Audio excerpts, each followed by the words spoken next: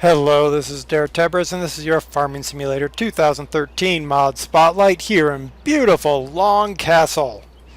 What do we have today? Well, we have to harvest some potatoes. We have sweet potatoes planted in some field somewhere. We have regular potatoes planted in another field somewhere else. I don't remember, I'd have to look it up. So we would have, of course, we always have the option of going into the in-game, and we can pick up, let's go with sweet potato, beets, whatever, sugar beets, because I happen to know where that one is. We have the Grimmy Maxtron 620, $570 a day. It's basically a $500,000 machine. Let's buy that. So this is basically the contender, the champion. Sorry, this is basically the champion because, well, I haven't found anything else until today. Let's get off the screen. Alright, so we are going to go to our mods, to our harvesters. We're going to scroll down and we are going to find ourselves a KS6 from the Soviet Union and the GDR. It's a $26,500 piece of equipment. It only costs $85 a day. So huge savings. Question is it really worth it? I don't know. Let's buy it. We also have to buy the head for it, which is another $2,100 plus $5 a day of maintenance. It's for beet and potato harvesting, so let's buy that. Alright, let's check these guys out. First problem I see is, does everyone see this? I know we've had arguments about this before, but do you see that this thing is hovering? It's a hoverer. It's apparently a lighter than air tractor. I mean, I know the Soviets had some advanced technology, but wow, lighter than air tractors. Alright, let's kind of look at this thing. And walking into it, I'm not walking through any parts I shouldn't be walking through. Okay. Well, wait. Let's look at that again. That's an articulated piece of equipment, so that might be okay. I don't like the lack of detail back here, though. It looks like a big blue monolith. Alright, let's get inside. Still looks like a big blue monolith. Let's get inside. Hey, it looks like a lot of those other Soviet tractors that we've used before. Look, there's very little there. Alright, let's start her up. Starts up, which is, always good. No.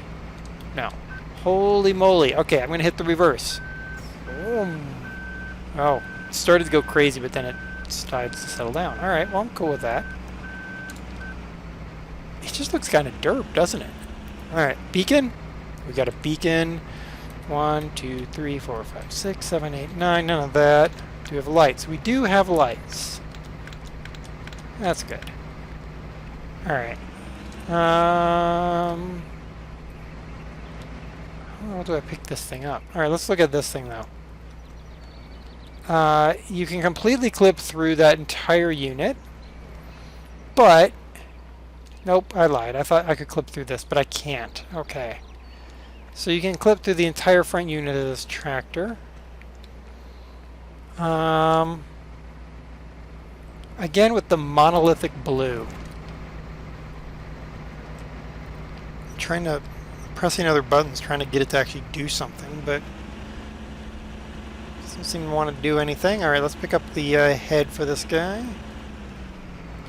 Which, I don't know why I really bothered, because I can just clip through it. It squirts out, though. Oh, we could attach. Oh, so that would be why we have to clip through it, because, well, if that's true, okay, as a mod author, I would look at this and say, oh, that's how it mounts. Well, let me just build it onto the machine instead of making it clip on, clip off. I mean, seriously. There's no ready, well, of course, it's all like this weird blue, but and now I can't walk through there, which Now makes sense why that whole thing is clipped through, because I have to drive over it. Alright. Okay, so lower the cutter V. Okay. Turn on with B. Okay, interesting. Alright, let's go. Let's go to our sugar beets. The blue... There's absolutely no attempt to give this tractor finesse. Like, it's monolithic all the way around. Everything about this vehicle right now, it's just one big monolith. The flap on the top of the stack doesn't even change behavior. And some shading. Shading would be huge. Go through this thing, shade it out, you know, make some definition onto each of the panels, onto each of the rivets. Spend the time to really do it right. Do we wither crops? We don't wither crops. Well, if we don't wither crops, why the heck am I going around? Yeah. That's kind of annoying. The lack of definition, to me, it seems to be problematic when I pick up these Soviet era pieces of equipment. People have modeled them, but they don't seem to give them all the definition they need. Alright, we can go a whole 19 miles an hour. That's good, I guess. Alright, we got ourselves our beets. Alright, can I hire somebody? No. Okay, so there's a drawback. Let's lower the cutter. Turn it on. Give it a 1. Let's go.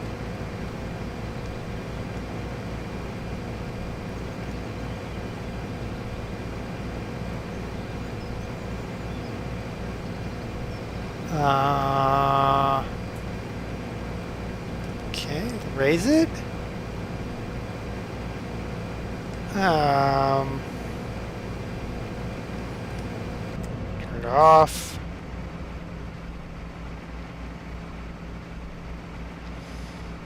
Okay, do I need to top these things first? Because I gotta top these things first. What's the point of the big tongy thing out? Well, no, I guess maybe that tongy thing out front makes sense. Okay, hold on. Alright, I'm gonna go get this guy. I'm gonna go get a beet topper thingy. I'm gonna go top a bunch of beets, and then I will be back to see if this thing sorts itself out. So we'll be right back.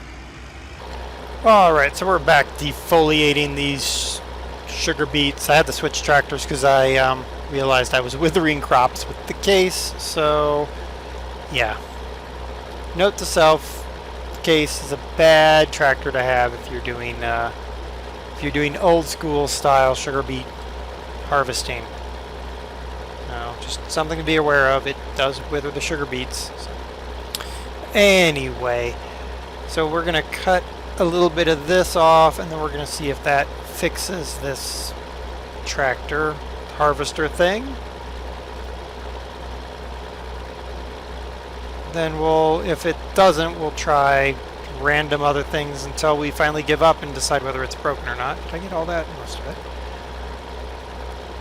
Alright, so if this is the way it has to work, then it's still cheaper than the Grimmy, but it loses some of its allure.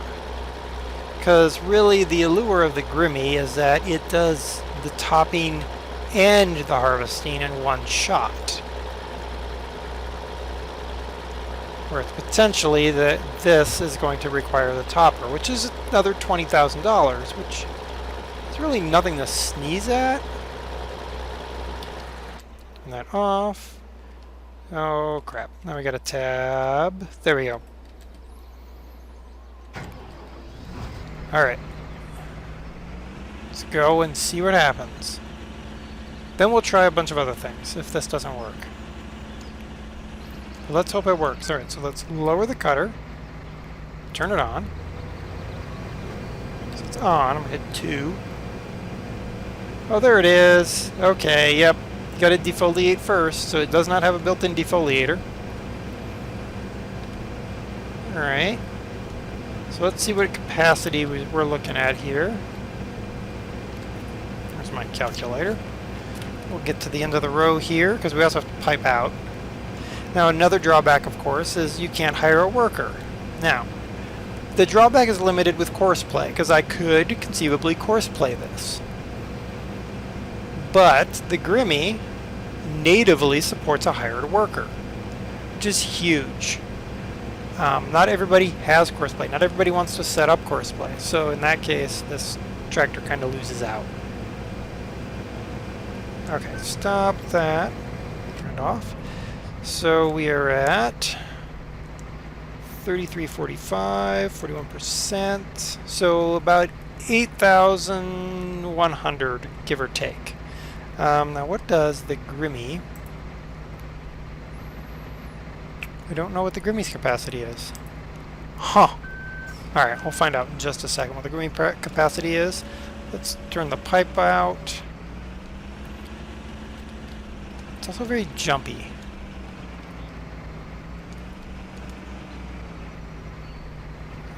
That is a trailer. Hello? Oh, there it is. What the heck? Okay, that animation is derp.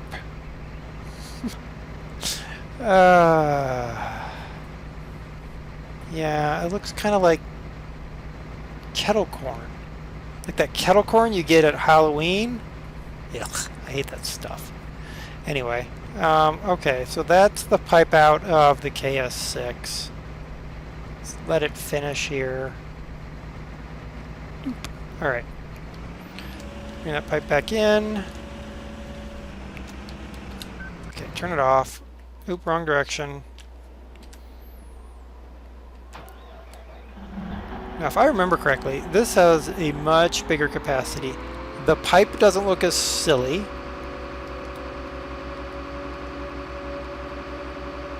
Doesn't exactly have the greatest speed in the world. But again, this one has the cutter and the defoliator and the harvester. So is it worth the $500,000 to have defoliator and harvester and a hired worker versus what, 26, so call it 50,000 for the KS6 plus the defoliator. Call it technically a little bit more because it has to share some of the cost of the tractor needed for the defoliator. Even so, you can pick up a pretty cheap, inexpensive tractor for that defoliator. So I guess if you're on a farm, you're looking to make it sugar beets on the cheap. Maybe the KS is okay. I find a lot wrong with it. As soon as I get this guy over here and we unfold him. So the blue coloration, the fact that it's just this monolithic blue, kind of this monolithic matte blue. That's really the words I was struggling with. I mean, look at this. I mean, this isn't the best modeled in the world, but you can see there's panels, there's brakes, there's little spots where somebody has a tool to take off a panel. It makes sense. I can hire a worker there. I mean, that's huge to me, to be able to just hire the guy and let him go. Alright, so we said 8,000 was about what the KS was going to hold. This is going to look like it's going to hold a lot more. I'm going to stop him when he hits. So 1663.05. Yeah, this is a 33,000 liter capacity. I mean, good grief, that's 4 times the capacity of the KS9. It doesn't have a derpy pipe out movement. It has a decent, clean looking pipe out. And the animation of just the sugar beets moving along the path, filling up your tank. It's kind of cool. I'm turning them here. We're going to go pipe out just so we can see the difference in the old pipe out routine here. Look at that. That looked real. Short, but it looked real. Alright, so the link is in the description down below for this KS6, KS6, whatever. This blue thing. I think there's a lot wrong with it in terms of coloration, in terms of the pipe out animation. That's all wrong. I don't understand why the mod author decided to make the cutter head separate from the chassis when it's an integrated looking unit. But if you're looking for an inexpensive potato and sugar beet harvester that is self-propelled, here you go. Here's one. So until next time, it's been DerTebbers, your Farming Simulator 2013 Mod Spotlight here in beautiful Longcastle. Till next time, bye.